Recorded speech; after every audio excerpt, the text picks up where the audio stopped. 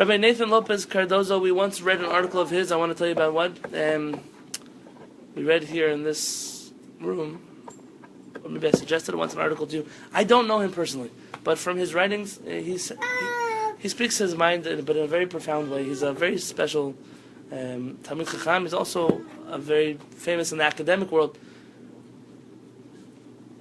And Rabbi Cardozo decided to step out on a limb and talk about things that we don't normally talk about.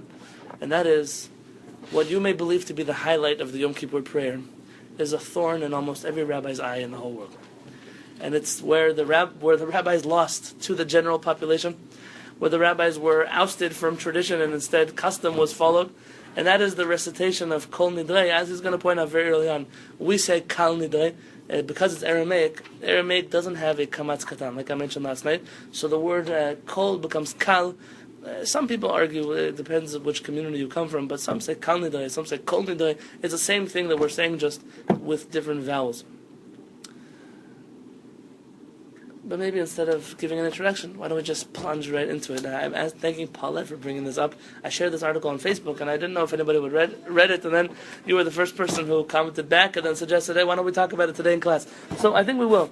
People come to Yom Kippur thinking that this is the highlight, this is the holiest of holy and all. They come for Kol Nidre, and then they leave. You don't see them again till Ne'ilah, till the end of Yom Kippur. And it's pretty funny, because Kol Nidre is not just not the highlight of the Yom Kippur service, not at all. It's actually something that many rabbis opposed even inserting into the Yom Kippur service. But before we get ahead of ourselves, maybe someone can read to us the first paragraph. On page 1. Kol Nidre is by far the most celebrated prayer in all Jewish communities around the world, and the most attended throughout the Jewish year. Tens of thousands of Jews who would otherwise never participate in a synagogue service will make sure they show up for Kol Nidre. Many will leave shortly after the prayer is said, and only reappear a year later. Its melody has become the most famous Jewish tune ever, by far outdoing Haktiva, Israel's national anthem. Haktiva. It is so magnificent that famous non-Jewish author Tolstoy referred to it as a melody that echoes the story of the great martyrdom of a grief-stricken nation. Not even Beethoven's C-sharp minor quartet, Opus 131, Movement 6, you couldn't know what that is, is able to convey its grandeur, although it comes close. I want to just tell you before we explain what Paulette said, to find a Torah scholar who's also very well versed in the culture of the whole world is something that is rare and something that brings a smile to our face. Like you see, we don't even know what Beethoven's C-sharp minor quartet 13, we don't know what it is, but there's a Torah scholar who does. And whereas this was a matter of controversy, and you generally don't find Torah scholars that are like this because of influence of certain groups of Jewry on the Jewish tradition, Rabbi Cardozo is a Sephardic rabbi and very proud of his Sephardic heritage, and for him, being an academic and being a Torah scholar go hand in hand with each other. And this is the kind of thing that perhaps this is a rabbi that would be appreciated by people. When someone meets a rabbi and they feel like, oh, I'm smarter than that rabbi, so why would I learn from him? It makes a bad name for us. When you have a rabbi who's also someone who holds his weight in other areas, it's something very special, something that gives our people a good name and is able to influence people for the better. So there is a tune for Kol Nidre. Probably the tune you're most familiar with is the Ashkenazi tune, which is what is sung in most synagogues. That's the tune he's referring to. It's a very majestic tune, a very powerful tune.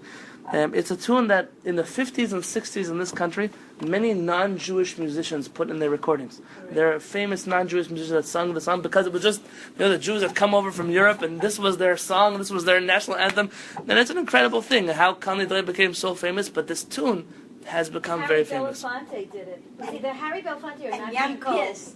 Yes, I know Young Pierce. Young Pierce did it. And so did Barbara Streisand and Neil Diamond. Neil Diamond, right, in the 60s, he did it. So we have a completely different tune for Kol Nidre, but that tune is very famous in our circles as well. Alright, so what about the prayer of Kol Nidre? Who wants to read the next paragraph? Yet, Kol Nidre is actually not a prayer, but a legal statement. It is not an inherent part of the Yom Kippur service, but was later inserted. For hundreds of years, it was not recited in many Jewish communities, and was, in fact, looked down upon. It was condemned by famous rabbinical authorities, especially by the Geonim of Shura as anti-Jewish, and often attacked by anti-Semites as an example of Judaism's moral inferiority. What's morally inferior about Kol Nidre? I don't know. Well, maybe they didn't understand the breaking of the vows. They might have thought that it meant you could do whatever you want out there in the world and then just show up on this one day, break your vows, and you were bad people because of that, and you were exonerated. No, it's hypocrisy, because the Christians have confessions, and they could, Yeah. kill people and get away with that in their confession booth. Yeah. But the Jews were always blamed for not being loyal to their word, not being true to the things they said. They would, in business, they would promise you one thing and give you inferior quality. They would tell you, that was the stigma that was around the Jewish people all throughout our history. Jews are cheap, Jews are tricksters, and when we insert into our holiest day of the year, anything I promised anybody, I'm getting rid of it, I'm annulling it, it doesn't count for anything. It makes the non-Jew feel like, hey, you promised me something, and then you go to your synagogue and you take it back. You know what that looks like? And the Geonim of Surah it's the oldest rabbinic body, aside from the rabbis of the Talmud, are the Geonim. That was in Babylon? That was very good. You read a book about this. And if you look in the article, in the Wikipedia article, on page... it's the second page.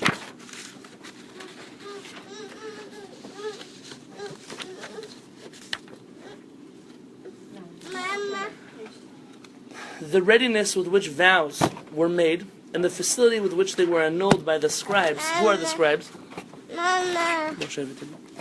Who are the scribes?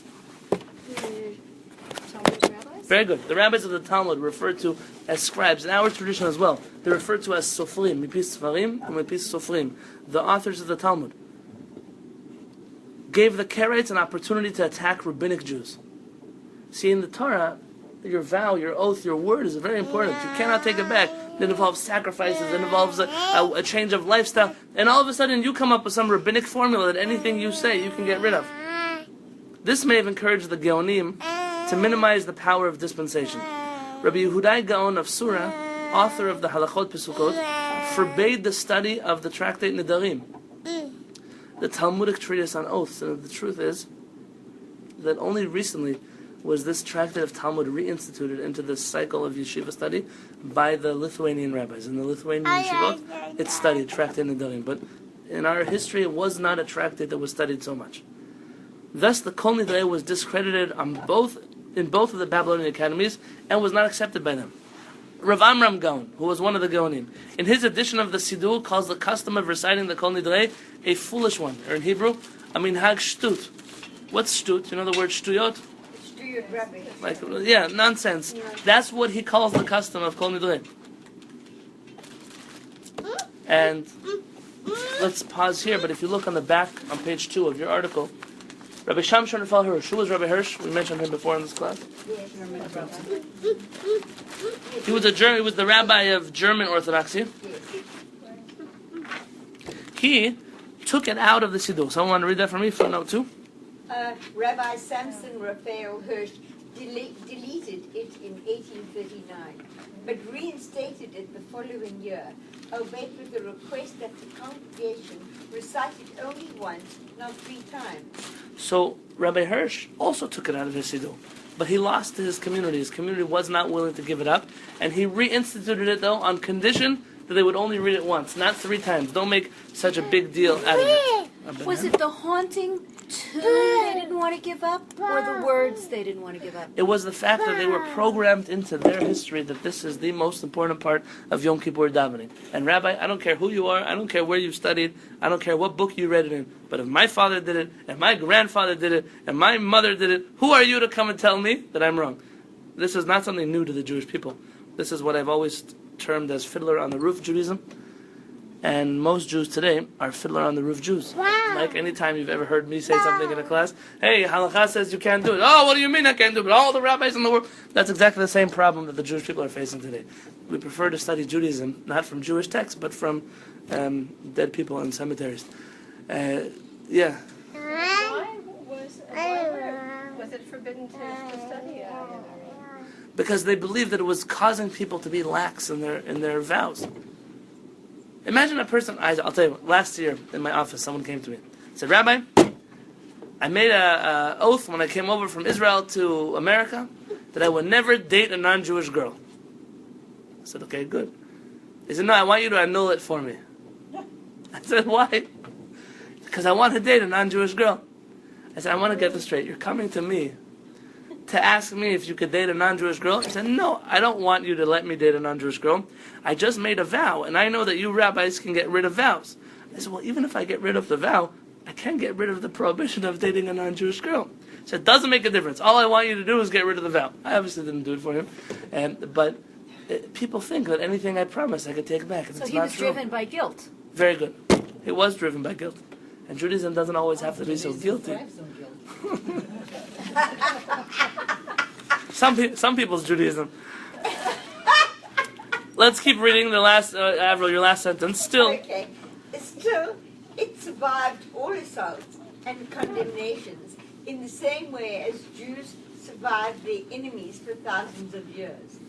Just as the Jews are still here, so is Kol Nidre. so Kol Nidre survived, even though it was against the will of many great people. When was it first installed? If you look on this page, they suggest it was installed somewhere in the year 589 to 1038 CE, Common Era. Correct. But it's important to know in your Siddur, to know which prayers come from which parts of history. Some prayers, for example, someone got me a gift. It's called the Authentic Yemenite Siddur. It was a whole fancy cover, how authentic it is. And I started praying with the Siddur because I wanted to pray with an authentic Yemenite Siddur. And then I opened the page so-and-so, and it says, the custom is to recite this prayer. Now, I know where this prayer comes from. This prayer is not older than 90 years old, and it comes from Baghdad. So it cannot have been the custom in Yemen to recite this prayer. But the guy who printed the book really liked this prayer that came from Baghdad. That's fine. You can print it in your own Siddur, but then don't claim it to be the authentic Siddur of Yemenite Jewry who never heard of this prayer. Some of the things that you say in your Siddur were written just a few years ago.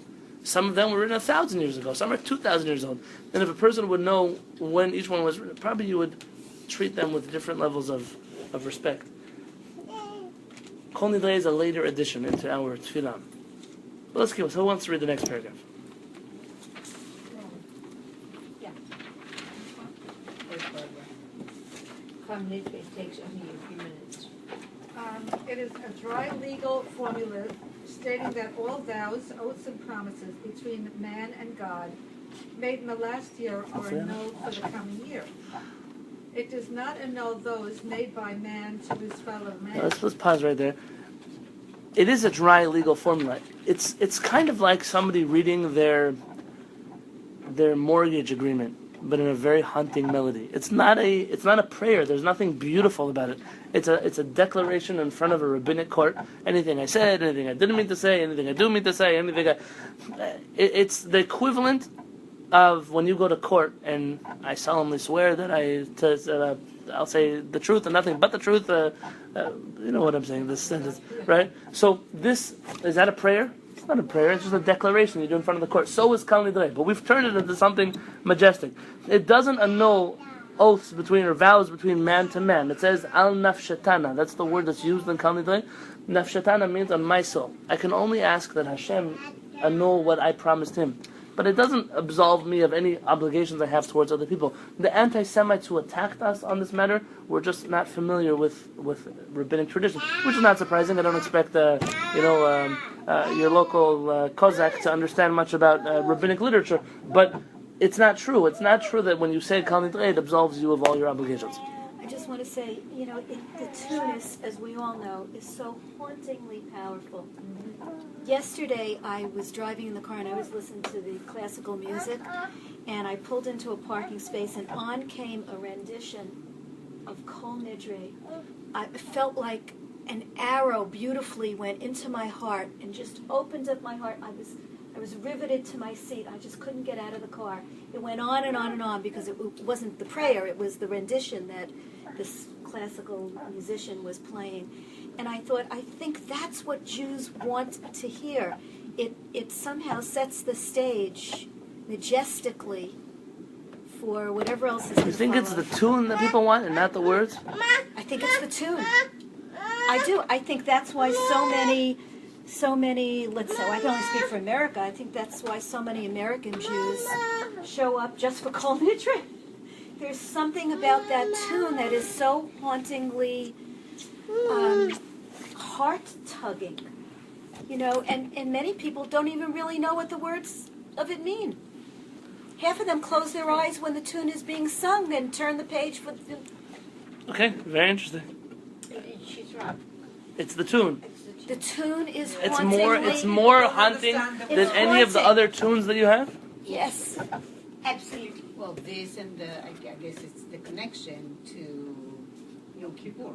Yeah. I mean, it's like when you start Yom Kippur with that tune, It's for the myself, combination. you are in something holy has now happened here. And I'm sitting in my car and I felt that yesterday. It was... But I think because couldn't it's the move. connection with the tune with the beginning of Yom Kippur. Because probably if that would be a different tune, the other tune would be the connection, and not Kol Nidre tune. I have to say, if you hear Kol Nidre sung to another tune, doesn't even say. There you go. Well, and I don't Because think it's it's the the tune, words because- because most people don't understand. don't the even words. understand the words. Because of the connection we have with the tune with the beginning of Yom Kippur. Correct. Yeah, I it's agree. a combination. They really sing the beginning of Yom Kippur? This is Yeah, this is the opening, first thing. Pticha. In Sephardic communities, it's not. We sing first L'chai Li Tishukati. And that's the song that we start with, and I think that's why most Sephardim come to synagogue is for that song. Not so much for Kol Nidre. But it could be that I'm wrong. Okay, this is an interesting thing to me because I've never been in a situation where I don't understand the words and I just appreciate the tune. I don't listen to music in any other language. Like my wife has all these Yiddish songs. When the Yiddish songs come on, I just switch to the next song because even though the tune is incredible, I don't understand a word they're saying. And for all I know, they could be cursing me or they could be... I don't know what it says. I don't listen to things that in languages I don't understand. And it could be that your average Jew who doesn't understand Hebrew, that's what they do their whole life in the Beit Knesset. They're hearing things in a language they don't understand. That could be true. And That's me. I don't understand Hebrew. so here I can tell you that Yeah. I don't understand that experience. So I cannot tell you. And I'm sure that it's right if you're telling me, but I have never experienced such a thing. In our American history here, we've had great cantors take on Kol Nidre and become famous for it. And if you start listening to different classical musical stations starting tonight, you will hear over and over again, and tomorrow, all day tomorrow, they'll play Kol Nidre. they'll play Kol Nidre over and over and over again. And tomorrow night, Yes, that's exactly 6, right. 6:30, it's going to be blasted. But you're right. All right. Yeah. So it sounds like Kol Nidre was started because of the forced conversions and people Jews who did it then wanted to have a way to get around We it. we didn't get there yet. Okay, but that's what it says right at the beginning over here. And then it says that Where? She's in Wikipedia. Oh, in the Wikipedia article again. Right, in the very beginning. So, I mean, that would sort of make sense. But then when it says here that it was prohibited from studying the works on the writings on Nedarim, and then today everybody just thinks that if you can do whatever you want and then you just say the little prayer and you're okay. So there really has to be a discussion about the fact that that's not really what the meaning of Kol Nidre is. That's not what the real meaning of annulling vows really is. I mean, just say, well, you shouldn't study What it. if I told you that Kol Nidre does not annul one vow? Well, that's probably true. It's not a halachically valid formula. There is no rabbinic court present when you say Kol Nidre. That's why you have the Hadarim. Right, but that means that Kol Nidre is essentially meaningless. But what if people feel that when they Hey, how are you? say Kol Nidre or hear Kol Nidre, Are you here for the class? Yeah, for everybody. Yeah, for everyone. Come on in. For everybody. Hi. But the thing is, why are we not having this conversation to bring to the fore the fact that Oh, maybe you'll come in through this door. You'll sit right here. Oh, yeah. That, yeah, I'm listening. I'm just saying, I'm asking, why aren't we having this conversation? We are right now. We're having this conversation in the Jewish community because what we come out with is that most Jews don't think so much about the things that they do. They just do them. So we're trying to instill the thinking into the Jewish practice. You're right. We should have this conversation. Yeah, we're trying to intellectualize this. Do you have a sheet? Okay, so we're on page 1 at the bottom. Who is reading this? Please continue. Still, many rabbinical authorities objected to it. Why annul vows and promises on the eve of the most solemn day of the Jewish year? Would it not be more in the spirit of Yom Kippur to call on community members to fulfill their promises as soon as possible in the coming year? Indeed, why annul vows? Only in the most specific instances are individuals permitted to annul their vows before a rabbinical court.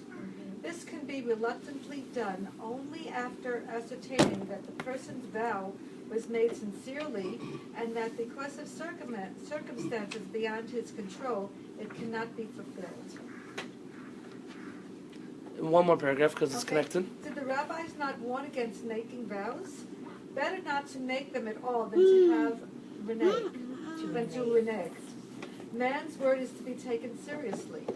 Jewish law forbids one to take a promise or vow lightly. So why do we have this mass community annulment without even investigating the nature of these vows? Very interesting. I mean, part of, if you open up the laws of Nidarim, part of annulling someone's vows, the rabbi who's heading the rabbinic court must ask all kinds of very pointed questions.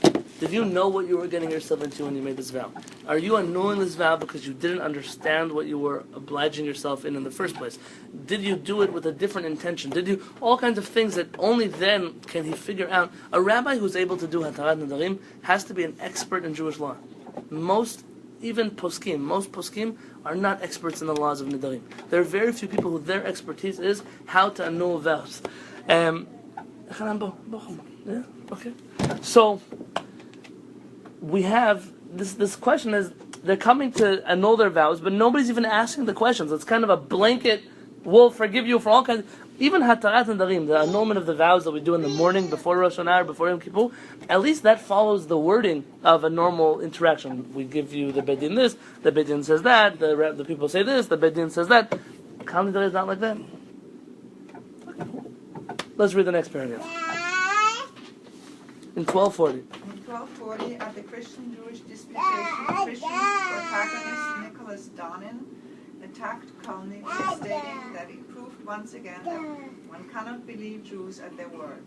Although the famous sage Rabbi Ben Yosef proved Donin wrong, it did not prevent Kol Nidre from turning into a core celeb among anti-Semites throughout Europe.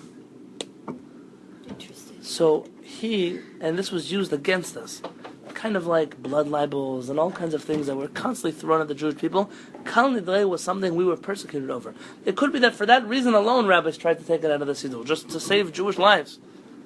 And we're not so familiar with this because someone can't get up and just say, "Oh, Jews, you can't take them for anything," because today it's not considered. It's considered hate speech to say something like that. Are there people who believe it? I'm sure there are, but to say it publicly would not have happened in such a form. Why was this problematic prayer admitted into the Yom Kippur service, and how did it survive the attacks? So, in 1917. In 1917, famous scholar Dr. Joseph S. Block proposed a theory that might well explain this in an essay he wrote that year, later to be included in a book authored by him. He suggested that Kol Nidre was instituted in the 7th century when the Visigoths forced Spanish Jews to convert to Christianity. Many of the Jews decided to save their lives by openly accepting Christianity while secretly trying to live Jewish life. These were the first Moranos or Conversos. On Yom Kippur, however, they were struck by pangs of conscience. Secretly arranging synagogue services, they would begin by asking God for forgiveness on this solemn day, wanting to first rid themselves of their vows to Christianity. how could they stand before God while still under the vow of their Christian faith? This is a very interesting theory. This theory might be the first light that we see that sheds light on why we still kept it in the Siddur. Because of the Jews who were forced to convert and wanted to start off their secret prayer groups by saying, whatever we promised in public is not what we meant. We didn't believe it. And we want to kind of cleanse ourselves of those declarations that we made by making this ultimate declaration. Yeah. Oops. All right, this would explain.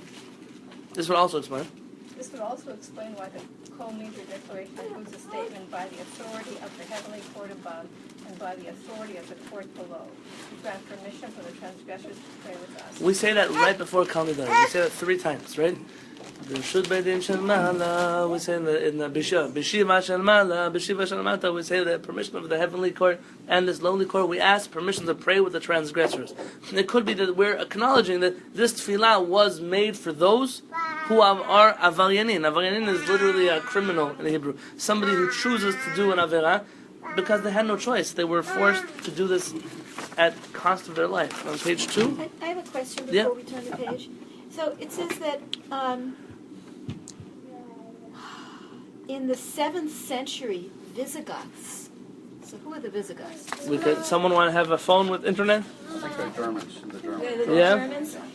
So I didn't realize that there was also that need to convert Spanish Jews. So in a way, the Inquisition started Much earlier than we much think earlier it than we started. think. Yeah, it would have been in the 600s that it started, right? That's the 7th century. Culminated in 1419. Culminated, so it was a 700-year sort of a Spanish Jewry pogroms. Correct. I don't know how long this lasted. I don't know if someone wants to look it up for us. I don't know if it went up till the Spanish Inquisition, but definitely our experience in most countries that we were in was to try to convert us out of our faith. In Muslim countries and in Christian countries, we were always persecuted. The Rambam fled his life from Morocco to all the different countries because of the Muslim fanatics then who were trying to convert people. Then he fled to more moderate Muslim countries where he was able to be Jewish and live a Jewish life, albeit at risk, but not as much as where he originally came from. I thought it was only the Christians that tried to convert. No, not at all. Muslims tried to convert. I think that it's very much downplayed for some reason. I don't know why. In the Sephardic communities, we had pogroms, we had massacres, we had our own forms of crusades, not by crusaders, but also by such people. And for some reason, we played as if life was fine and dandy under Muslim rule, and under Christian rule, it was incredible. It's not true. In fact, the Muslims were perhaps more barbaric to us than the Christians were for a much longer period of time. Not to downplay what the Christians did to the Jews, but we didn't have any good friends in the Muslim countries. That they were not our buddies for so long.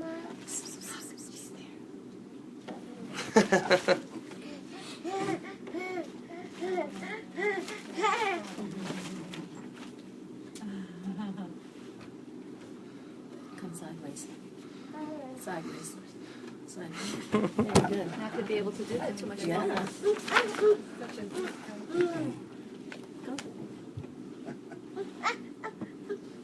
How about you try to fit through? I definitely can't fit through. Here's this bottle. Thank you. All right, page 2. I just, we spoke about persecution by Christians, by Muslims. My grandparents got married in Yemen when my grandfather was 15 and my grandmother was 13. But they were engaged for many years before that. They were engaged for many years before that? Sure. Well, they were betrothed to each other by their parents or their But grandparents. why? Do you know why? Why? So would force them, like, if they became orphan? Muslims are very ethical people, you have to know. They will only kidnap Jewish ladies if they're single. But once a Jewish lady is engaged or married, then it's illegal to kidnap her. So if you've ever heard stories that in Arabic countries, Jewish women never left their homes, it's because of fear that they would walk out of the front door and the family would never see them again. And so from a very young age, girls were already engaged. What is engaged? Just we've already promised you to somebody else. That way the next door neighbor can't kidnap you. And when the next door neighbor kidnaps someone's daughter, there's nothing. The police won't do anything about it. The government wouldn't do anything about it because it's perfectly legal to kidnap your next door neighbor's daughter. And therefore, many people were engaged at such a young age in order to save themselves from the hands of the Muslims kidnapping them. Also, the Muslim law is that if a child becomes orphan, a boy or a girl, then it belongs to the government. Right. So the Jews had to, like, if they were parents were sick or something, they would try to avoid, letting them become orphans while still being single. And this is something that we did until my grandparents, until their generation. This was something that was done. Those laws about not being able to do any fixing on a building that's a synagogue or a church from the Muslims, right? Well, there are all kinds of laws that were put into effect in order to persecute us, but it's something that you should know. It's not so far from us, this persecution of the Muslims to the Jewish people. You don't have to look to Israel to see it. I'm saying people from our experience. I once spoke to my grandfather, and you don't have to agree with me what I'm going to tell you now, but I once spoke to my grandfather, and I asked him what he thinks about Israel and peace with the Arabs that live in Israel and all kinds of things. And my grandfather told me one very simple thing, and it could be it was out of some kind of anger. My grandfather said, it's a mistake that the people who are negotiating with the Arabs are Europeans. He says they're all Ashkenazi Jews. He said they have no experience with Arabs. He said we speak their language. He said we know their culture. He said we know how they think. He said if they would leave it up to us, there may be peace. He said, but you're going down a road of democracy, a road of freedoms, a road of negotiations and dialogues. He said, you're not speaking a language that your neighbors understand. He said, and so long as you continue to speak a language they don't understand, you will never achieve peace. And it might sound crazy, but if you had an Arabic-speaking prime minister who sounded like, if you guys step foot in our country, we'll massacre all your villages, and he meant it, he wouldn't have to massacre anybody's villages. But that's a language in the Middle East that's understood. Not a language of, okay, if you shoot rockets at us, we'll invite you to a discussion over tea and cookies to figure out how we'll stop this conflict. It's not a language that's understood in that region. And I think this part of Jewish history should be researched more by Jews. We talk so much about persecution at the hands of the Christians, but not enough about the persecution at the hands of the Muslims. On page 2.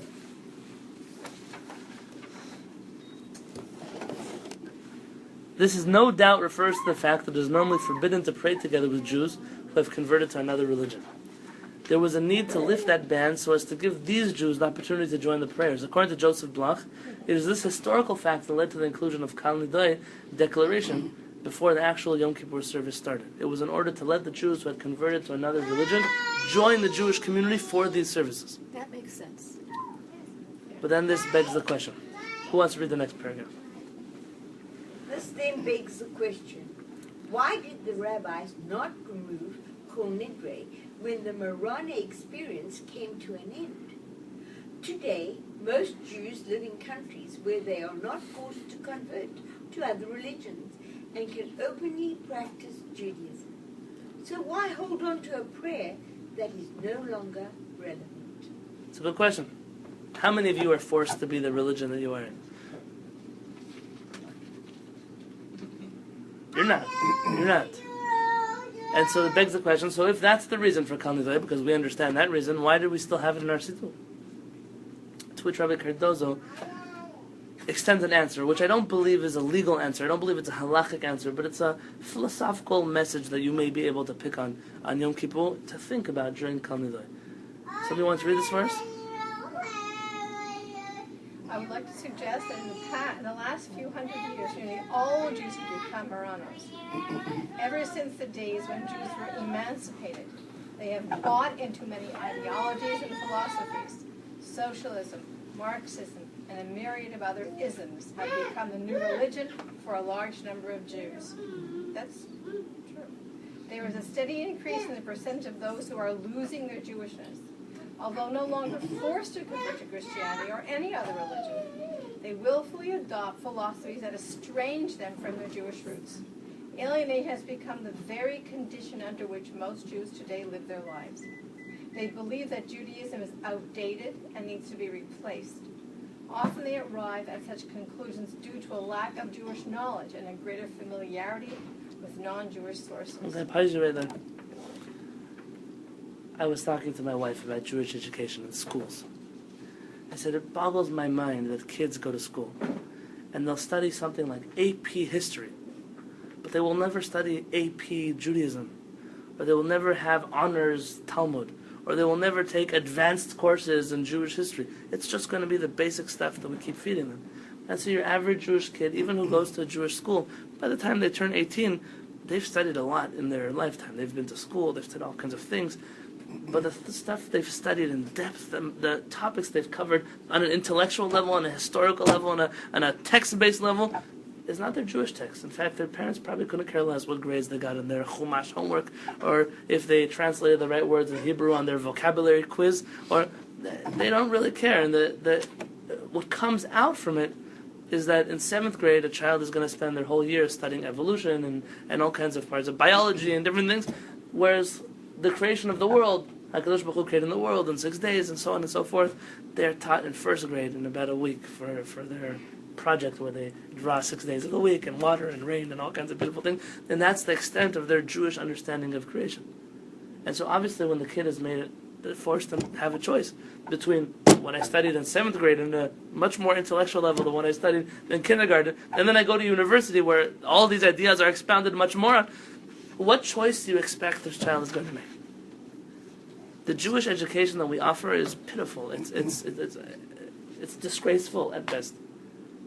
The fact that we have Jews that their Jewish libraries are comprised of 4 or 5 books, but their personal libraries have hundreds of books inside of them. It doesn't mean anything about the person, but it means the Judaism that we're teaching today is just not captivating. It's not intellectual. It's not. What It's are not they honest. teaching in Torah High? I'm not talking about Torah High. My wife is teaching at Torah High, so she's But obviously changing the world. What are you talking about? Are you talking about the In general, in Jewish schools, like I was Jewish a generic. Academy or No, we are I'm not- talking about all schools. all schools? All Well, schools, honestly, all well, a schools. regular Scripps Ranch High School is not going to focus in on Jewish but history. no, They don't no, focus so in not- on not public schools. We're Christianity. talking about private schools. Not a Jewish schools do school, teach about Islam. across the board. Jewish schools, We're talking. where most They of the do, morning is yes. spent learning the Judaics, it's a right? religion But piece. it's almost always on a very elementary level. Yes. Versus when you're in high school, the girls are taking AP math, history, science, and they're learning, college level. And I have girls in my class who don't know how to read Hebrew, and they've been to Jewish schools, from kindergarten. I'm not talking about kids who just came from public school. And then the question is, so what have they been doing till they got into my class? I'm teaching 11th grade. So what happened in the Jewish system that they've been to Jewish schools, but they can't even read our basic texts? That means they don't even have the key to learning further than that. That's a problem. So obviously, when you teach them about Abraham and his stick and his long white beard, it doesn't sound appealing to any intelligent human being. And we frequently don't grow past the kindergarten version, even unfortunately in high schools and beyond. The things I'm sure that you've gone to lectures where, the people they're talking about don't look like the same text that we ever studied. the things that we study here, for example, the things we mentioned, korbanot, the Jewish understanding of sacrifice and those things. I discovered that idea for the first time in my life. I was in 10th grade. I had a Jewish academy of books that was open to me, a library of thousands and thousands of volumes. And obviously a person who didn't have the chance in 10th grade to be in a Jewish school, that's one thing, fine, I accept. And that's why we're learning about it now. But how is it that we keep educating more generations of Jews who are just as... They're enthralled by other ideas because their Judaism is taught like Fiddler on the Roof. It's tradition. This is what we do. Don't ask too many questions because we don't have answers for your questions, because the rabbi doesn't know anything about your questions, and then your grandfather doesn't know any answers to the questions either. What kind of Judaism is that? Who wants to perpetuate something like that? Nobody wants a rabbi who said, people, their child leaves the path of Judaism, say, oh, what do we do wrong? What did you do wrong? So tell me one thing you did right. So what did you do wrong? Because we do so much. We don't give our children, the next generation, tools to be able to study the things that we're studying now. The hope behind this Monday class is not just that we inspire ourselves, and I've told you this many times. These are ideas that if a person doesn't know them, and they're not being taught them, somebody is purposely misleading them in Jewish tradition. If you we're here on Shabbat, and it was the first time in your life that you heard that dozens of rabbis felt that kaparot is an idolatrous custom, or that it's a custom that abuses animals, and it's the first time you ever heard such a thing, it doesn't mean that it's right. You can agree with the other dozens of rabbis who believe it's a very holy Jewish custom. But if you were never taught that until this Shabbat, then something is wrong about the people where you are spending time with. Well, I can't speak for other countries, but I think most American Jewish children across this country go to public school. And their Jewish education consists of maybe Sunday school or their pre-bar bat mitzvah classes, what they're going to be learning there. And it's only a very small percentage of Jewish families that either have the money to send them to a private Jewish academy or whatever it might be, in whatever city across America that they live in. So unless they come from a family who is really interested in Jewish history, Jewish education, Jewish texts, and that becomes a topic of dinner conversation or living room conversation amongst the family, they're only going to get what they get in school and the little bit they get from whatever rabbi they go to for the bar mitzvah. Can I surprise you? Yeah. What if I told you that I'm talking about Jews who are of that 1%? And I'm talking about the Jews who go to the Jewish schools, who are in families that they talk about Judaism, and they don't know. And they still don't know. Absolutely. That's what I'm talking about. The Jew who went to public, I don't blame him. What is he supposed to? They don't teach him that in La Jolla High or wherever he went to. Of course. I'm talking about this, the percentage of Jews that do invest in Jewish education are not being taught things on a level that's challenging. Now, this was the big question that happened in Europe, and you might remember, I spoke about this once a few years back. A lady named Sarah Schneer. Sarah Schneer, who was the founder of I have to be honest, they call themselves Beis Yaakov. The Beis Yaakov movement. Beis Yaakov is the pretty much the today it's like the ultra orthodox. There's Sephardic Beis Yaakov, Ashkenazi Beis Yaakov, but it's the girls' school in most Orthodox communities. It's a Beis Yaakov, and the fact that girls had a Jewish education was a very radical thing. In Europe, Jewish girls didn't go to school. You know where I read about this? Rabbi Shlomo Carlebach. His sister once wrote an article about him. And it's very rare because for some reason you don't have much from the Shlomo Carlebach's family talking about Rabbi Shlomo Carlebach. But his sister grew up in Germany. Their father was the chief rabbi of, anybody know? Rabbi Carlebach Sr. was the chief rabbi of Hamburg, Germany. And Germany, as you know, was not so old school like the rest of Eastern Europe. It was a very advanced Jewish community, pretty modern, pretty progressive, pretty open-minded, and girls there didn't have an education. They didn't go to school. Whereas her brother used to go to school every day, she wasn't even allowed a tutor at home because girls didn't get an education. That was just the girls were taught how to cook and how to knit and how to sew. And remember the movie Yentl? What? Remember the movie Yentl? Yentl? I didn't watch it, no. Well, yeah, Barbara Streisand was a woman, and she wasn't allowed to study the Torah. So she cut her father hair, she bound her breasts tight, and pretended she was a male so she could study only with her father. She started with her father, but then in secret, but her father passed away, and so she wasn't able to keep studying, so she had to But in Europe, this wasn't just a Jewish thing. Even the non-Jewish girls didn't go to school. And the way she told the story is that Rabbi Shlomo Carlebach, her father bought him a bike so he could go to school. And she really wanted a bike, but it wasn't proper for girls to ride bicycles. So he was supposed to ride very far to school every day. And she wanted to ride his bike, and once the parents caught her, and she got in big trouble for riding the bike. So what Shlomo, who was then 10 years old, what he did with his brand new bike is he would ride out of the house, he would go around the corner, and he would leave his bike there for his sister so she could have it the whole day. And then, at the time that he was supposed to be back from school, she would leave it at the same corner, and he would pick it up and come home. He didn't even ride the bike because he wanted his sister to have the bike, and that kind of set the tone for who he became later in his life by giving up the things that he liked for other people. But Sarah Schneer was met with a pretty radical thing. The Jewish community, especially in Europe at the time, girls were starting to get an education.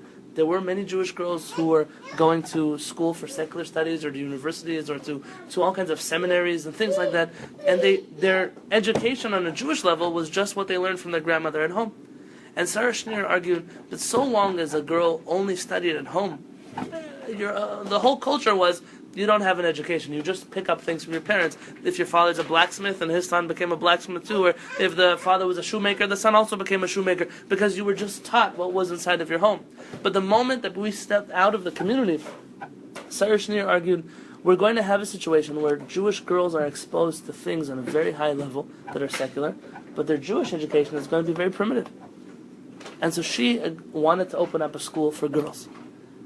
And the radical thing about the school was that they were going to teach girls Chumash. That was the crazy thing. They were going to teach girls how to read the Torah. That was it. They weren't studying Talmud. They weren't going to study Jewish philosophy. They were just going to have a basic understanding of Jewish text. And it rocked Europe. This was a controversy that shook up the whole Jewish community. Rabbis for it, rabbis against it. Perhaps because the Chavetz Chaim, Rabbi Yisrael Meir Cohen, Kagan, he was the one who backed up her very strongly, so she was successful. And today, it's like if a girl doesn't go to Bet Yaakov, she's not considered observant. Back then, it was a pretty radical group.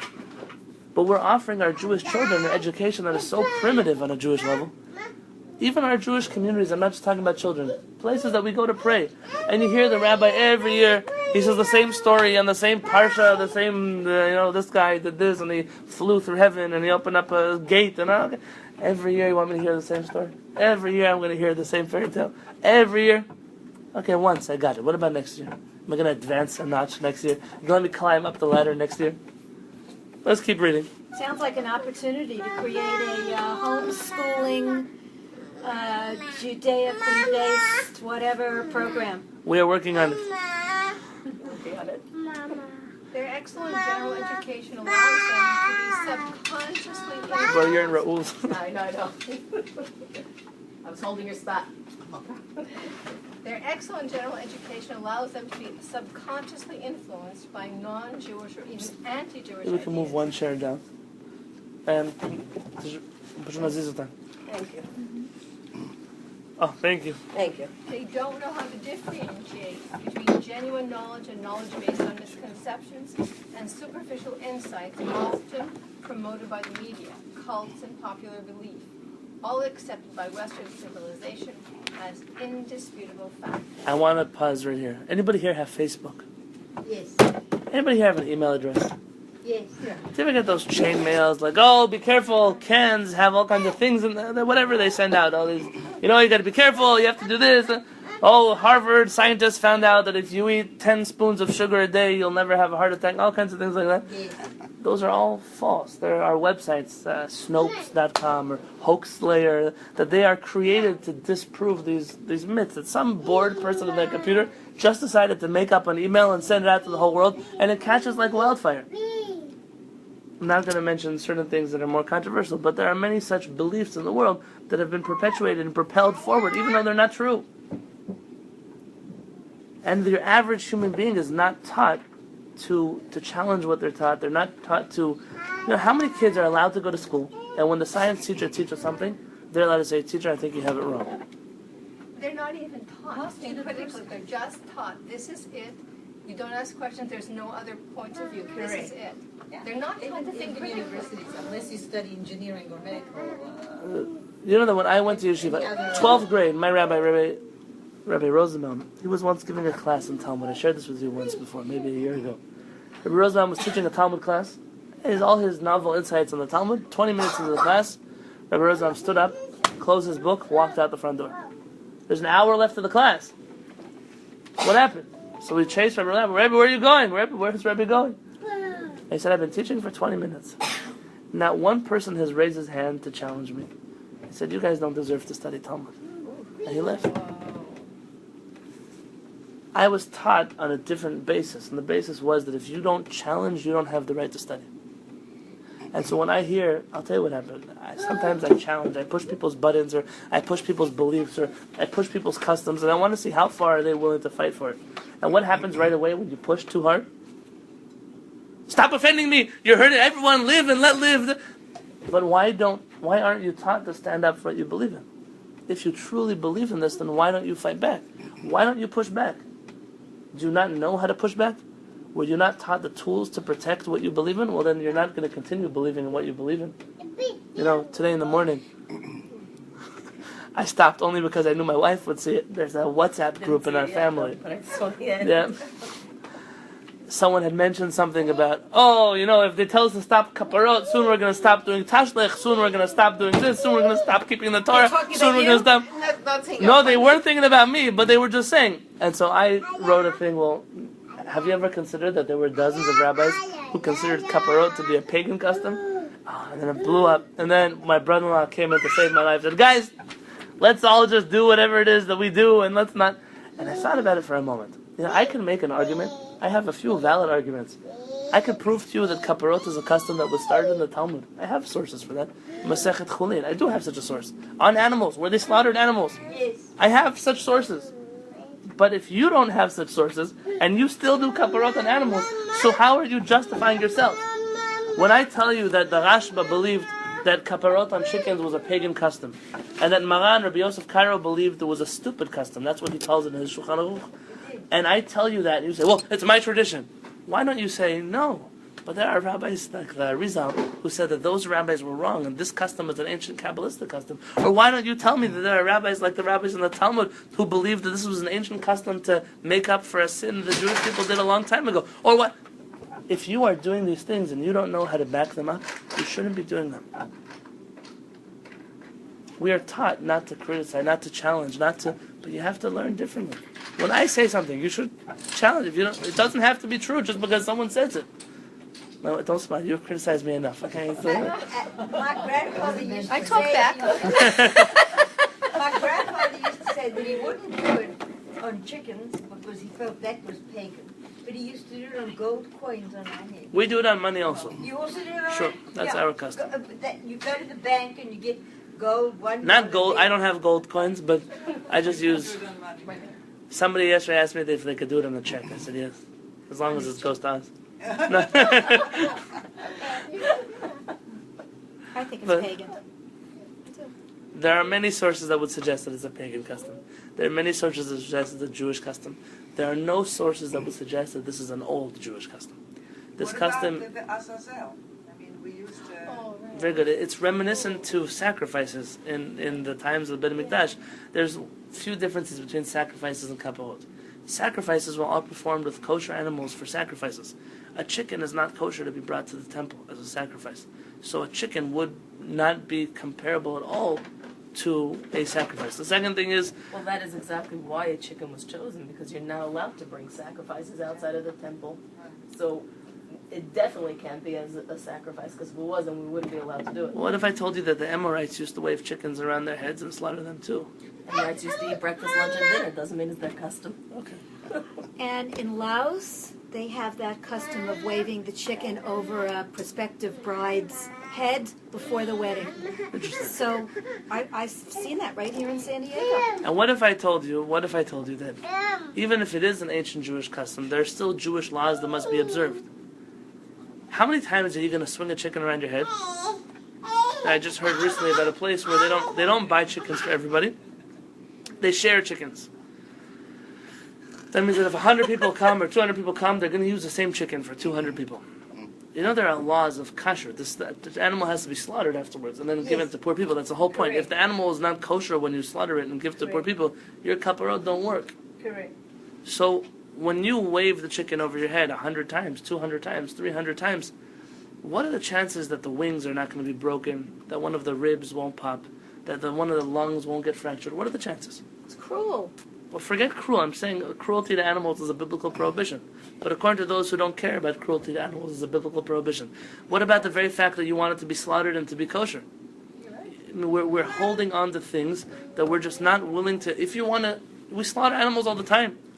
If you want to create an environment where you keep the animal in a way that it's not dehydrated and not dying in a cage somewhere, and you want to make sure that it's slaughtered properly and it's treated properly, and swinging doesn't mean, they say in Yiddish, shlugging kaparas. It doesn't say that in any halachic term, to swing the animal.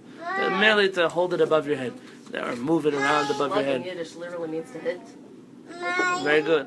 It doesn't mean to swing. To hit kaparas, very good. Let's keep going. I think also a little bit of the problem could be that sometimes we don't ask questions and we don't challenge, because it means you have to be proactive. You can't just be passive and absorb what you hear. And it takes a little more effort and a little more commitment to be that kind of proactive. But that's something that it was always in our Jewish DNA to question, and we've lost it. That's right. Let me just one last thing about the chicken. I did kaparot on chickens for most of the years that I lived in Israel. Not all of them, most of the years. I would buy my own chicken. I would have it slaughtered by someone who I knew. All kinds of things like that. Have you ever stopped to wonder what it looks like in the non-Jewish world when we use chickens for kaparot? Yes. That's why we have to be very quiet and silent when we do it. Is it not a calculation for us that when we do it in the streets, like some communities do, and they have thousands of birds in the streets, and we're cutting off chicken heads in public, is it not perhaps better that, okay, in Israel it's our country, we could do whatever we want, we could walk around in our pajamas all day long if we feel like it. It's home. But what about here? We do have to make sure that we're perceived in a certain way. You might not like to hear that, but our parents gave up much bigger things in public in order to make sure that Jewish people weren't killed. And if we have animal rights groups that show up to kaparot, the moment an animal rights group shows up to kaparot, we should stop doing it. Not because they're intimidating us, because we have a certain image we have to upkeep. What is this custom worth it? That it should go on the front line of every newspaper that Jews are barbarians that murder chickens, that people kill chickens all day long all over the world. They kill pigs, they're killing cows. But they do it behind closed doors. When you go to Ralph's and you go buy your chicken, they don't also put a video on the shelf of how it was killed. Because if you would see how it was killed, you'd probably never eat a chicken again, right? They don't do that because it's not good marketing. And the very simple thing that we as Jews should know is we need to be better at our marketing. We're not so good at it. That is enough of a calculation not to do something outside of Israel. And also, why should I stop? I'm outside of Israel. Does that mean I have to stop being Jewish? No, but you could realize that you're not at home and you don't have all the comforts that you have when you're at home. Yeah, but that doesn't mean that you can't still do ritual slaughtering to eat. I didn't take away the right of ours to do ritual slaughter. But to do it in a way that's not provocative, we can do such a thing. Serenely. I've never actually seen a rabbi kill anything without it being serene. Without being what? Serene. What do you mean by serene? Spiritual. He's on another level when he does it. Do you want me to send you some YouTube videos? No. He's out and cuts with the knife, yeah. You want me to show you some YouTube videos? Most people who do kaparot, someone did kaparot on a chicken this year? Yeah, I know this year. Okay, I did a few years ago. Who slaughtered your chicken for you? The rabbi. Rabbi Zalman Kol. You saw him slaughter it? Absolutely, not one, but lots. And everyone was done beautifully. Okay, so then you found a way to do kaparot properly? He really... Is he a shochet? Yeah, yes, and he only does it, for kaparot. And the chickens then get slaughtered. They slaughter them, they skin, Ajay skins them, and it's taken down to Tijuana, to the Jewish families in Tijuana. Okay, so that's you could say that if you want to do kaparot, then that would probably be a decent way to do kaparot. Let's keep going. 2, the next sentence, even the religious community has lost much of its genuine Jewish values as it is more and more influenced by foreign concepts. I can speak for this so much as a rabbi that our communities have become permeated with things that are not Jewish in their origin. And I'm not talking about the things that are not Jewish and are good. There are good things that we've learned from the world around us. Not everything not Jewish is bad. But there are things which negate our very Jewish philosophies that we pick up in the world around us.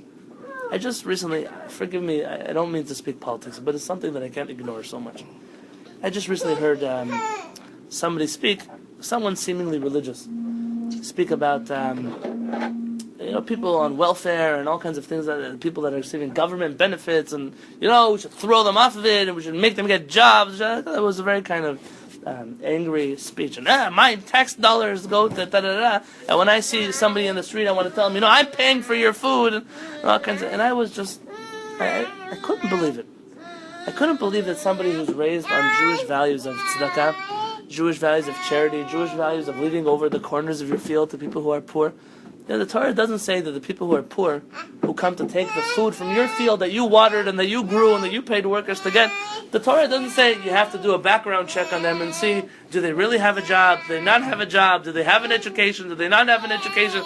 The Torah doesn't demand such things, because when when we do chesed, doing chesed is not a right. Doing tzedakah is not a right. You don't have the choice to choose whether or not you do tzedakah. It's not your choice.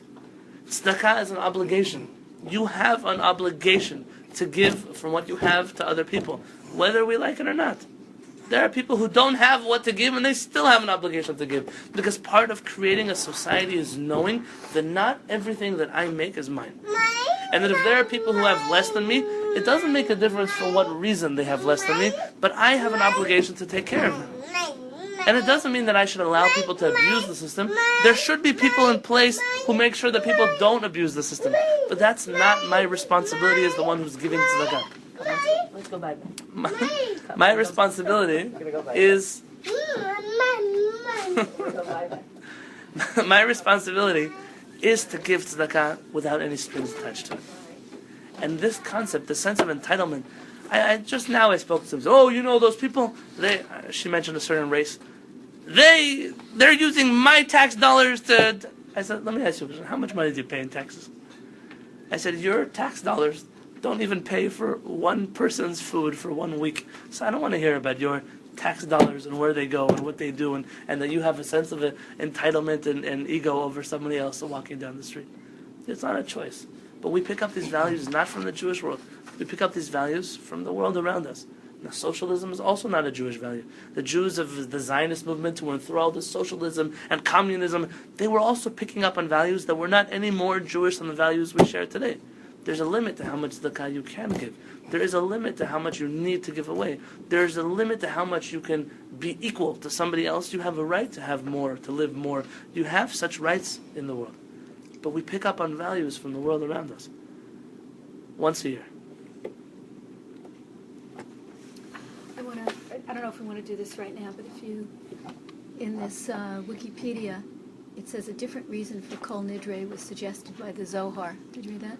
God has already threatened and vowed terrible punishments upon the Jewish people for their sins, but by our own demonstration that we can unbind ourselves from vows using Kol Nidre, we hope to persuade God to similarly annul his own vows of calamity. Well, that's very different than how we're speaking about Kol Nidre as... About us. Yeah. This is about Hashem. This is from the Zohar, probably? It said the Zohar. Okay. Yeah, it says, according to the Holy Zohar, Kol Nidre is recited on Yom Kippur because at times the heavenly judgment is handed down as an avowed decree for which there can normally be no annulment. By reciting the Kol Nidre annulment of vows at this time, we are asking of God that he favor us by annulling any negative decrees of judgment that awaits us, even though we are undeserving of such annulment. Yeah, that's an interesting perspective. I have a few questions on it, but it's an interesting perspective. Yeah. That comes from the Sephardic Machzor. The Orot Machzor. Yeah. The Orot, yes. I'd be interested to know how the Zohar mentions Kol Nidre if the Zohar was written before it. In which case, either the one who wrote this piece was not being accurate with their words, Very interesting. or the part of the Zohar they're referring to, if it's true. I don't know. I'm not familiar with this piece of Zohar. There are parts of the Zohar that were not written in the times of the Zohar. You should know that. Not all of the Zohar was written by Rabbi Shimon Bar Yochai. Parts of the Zohar were added in and changed around and formulated. And there are many parts of the Zohar which our rabbis outright reject because it's not original in its sources. So I don't know if this is one of them, but we'd have to look it up. Let's read once a year. Once a year, though, most Jews realize that they are Marranos, that they still want to remain Jews after all. On Yom Kippur, even a Jew with only the slightest Jewish affiliation knows that he needs to undo his Marrano status and annul his vows to radical secularism and other non-Jewish ideologies. He may not even know anymore why Kol Nidre pulls him, wanting to free him from artificial masks.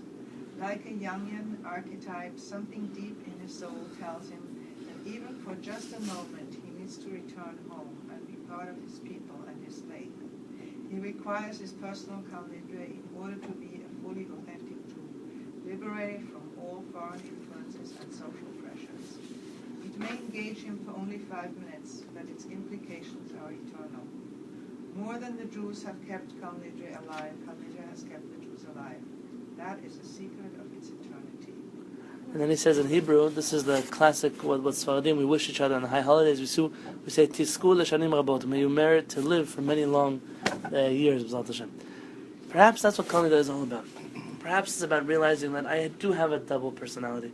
I do have a part of me that is in love with Hashem, and in love with my Judaism, in love with my tradition, and a part of me that puts on a mask of, I don't want to look so connected, or I have other things that I believe in also. Yom Kippur is the time, even just for a few minutes, to say, I really want to just be Jewish. This is what I want. This is what I love. This is what I'm connected to. And it might not last longer than those 5 minutes. It might not last longer than Kol Nidre. But it could very well explain why in the Sephardic community, the song that we sing right before Kol Nidre is Lecha Eli Teshukati, that for you, my God, is my soul yearning. I yearn just for you. I yearn to give everything to you. I yearn to... Perhaps Kol Nidre really is all about getting rid of the duality that exists inside of us. Do you know it by heart, that song? The whole song? Not all of it. Can you sing the tune for us? the first part of it, it's in here. Yeah. Just the first part of Because it. many of us might not have, don't go to us, never heard it. Yeah. You must have heard it at some point in your life. I don't know, so you sing it out. We'll see if we've heard it. It sounds familiar. We sing Lecha Eli Teshukati Becha Cheshki Ve'avati Lecha Libi Vechilyotai Lecha Ruchi Venishmati Lecha Yadai Lecha Raglai וממך תכונתי, לך עצמי, לך דמי, ואורים גווייתי. The song maybe takes about 20 minutes to sing. It's a long song. So this is our opening to Yom Kippur night, after which everyone sings together. It's a very loud feeling in the room. It's like a song that, this memory is what brings me home to Yom Kippur. And so I could imagine perhaps a little bit this idea of Kol Nidre and the tune that brings people home. But we're saying here, Hashem, I want to give you everything that I have. And I'm sure that Wednesday morning we'll still be Yom Kippur. Thursday morning we're going to wake up, we're going to forget half the things we promised ourselves in Yom Kippur. But at least for those 5 minutes during Kol Nidre that we promised ourselves to be better, we promised ourselves to be more Jewish, we promised ourselves to be more in tune with our traditions and our Hashem. It's worth those 5 minutes. It's worth that once a year we get our little dose of coffee, our little wake-up call that we're Jewish. And whereas I hear many Jews are critical of the Yom Kippur Jews. They show up only once a year. They take my seat in the synagogue. We don't have enough prayer books. I'm not so critical, because you'll be here every Shabbat of the year. You'll be here every Monday and Thursday when we read the Torah. This is their only chance. And if we make it uncomfortable for the Jews that show up once a year, who knows where their children are going to be? And who knows where their grandchildren are going to be? How many people come to shul on Kol Nidre?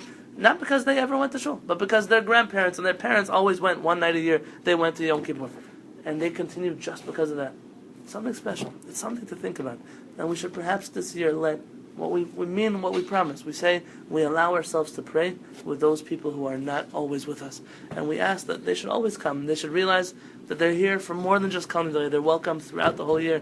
And it's actually a sad thing, I'll tell you the truth, for me, that Jews come once a year to experience the most somber day of the year.